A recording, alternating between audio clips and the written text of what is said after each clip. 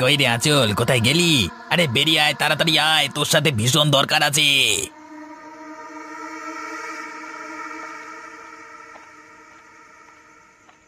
কানাই কাকা, তুমি এসেছো?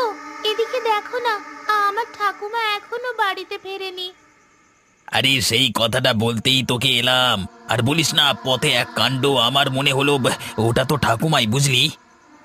তুমি কিসের কথা বলছো কাকা?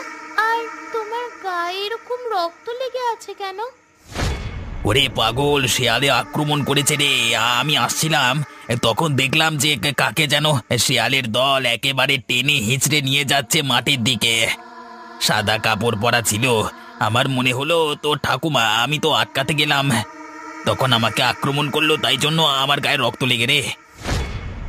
এবার কি হবে কাকা? তাহলে তুমি তাড়াতাড়ি চলো না, না হলে ঠাকুমাকে ফিরিয়ে আনতে পারবো না। যাবি বলছিস?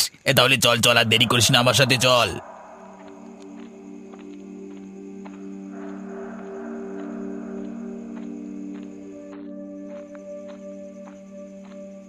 আর কত দূর কাকা?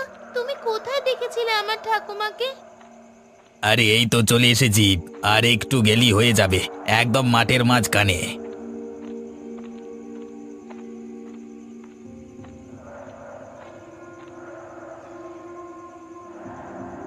কোথায় কাকা? এখানে তো কাউকে দেখতে পাচ্ছি না। দেখতে পাবি কি করে? তোকে তো দেখাবার জন্য এখানে নিয়ে আসিনি, তোকে এনেছি মারবার জন্য। কিন্তু কিন্তু কেন কাকা? আমি কি করলাম? আমাকে তুমি মারবে কেন শুধু শুধু? তোকে মারলেই আমার কাজ হাসিল হয়ে যাবে, আমার আর কোনো মাথা ব্যথা থাকবে না। এরকম করো না কাকা, আমার খুব ভয় করছে। বেশিক্ষণ লাগবে না, একটু কষ্ট হলে।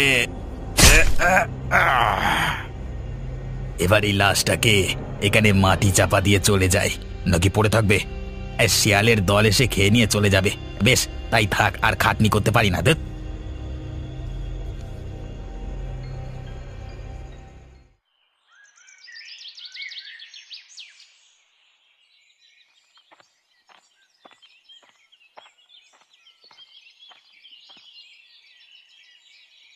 আরে কি ব্যাপার, বুড়িমার হোটেলটা বন্ধ কেন?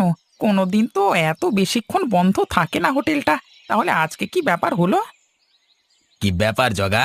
এখানে দাঁড়িয়ে দাঁড়িয়ে কি এত ভাবছিস? না, ভাবছিলাম যে আজকে বুড়িমা আর তার নাতনি এখনো পর্যন্ত তাদের হোটেলটা খোলেনি কেন?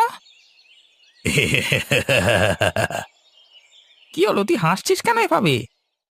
ওরা আর কোনোদিন হোটেল খুলবে না, কেন? হোটেল খুলবে না কেন?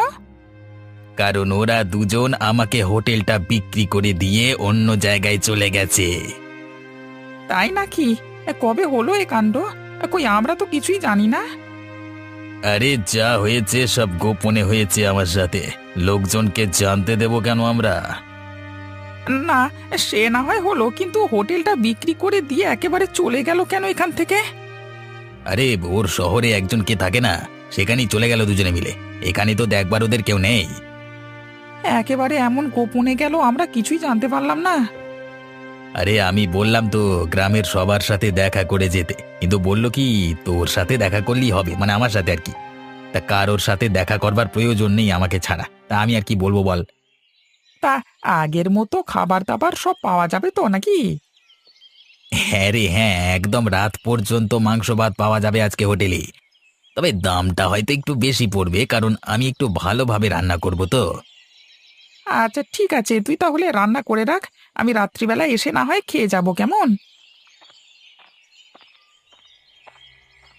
ব্যাস, এইভাবেই ধীরে ধীরে গ্রামের মানুষের মাথাগুলো খেয়ে নিতে হবে, তাহলেই হবে। আর কোনো জায়গায় বেশি মাথা ঘামানোর কোনো প্রয়োজন নেই।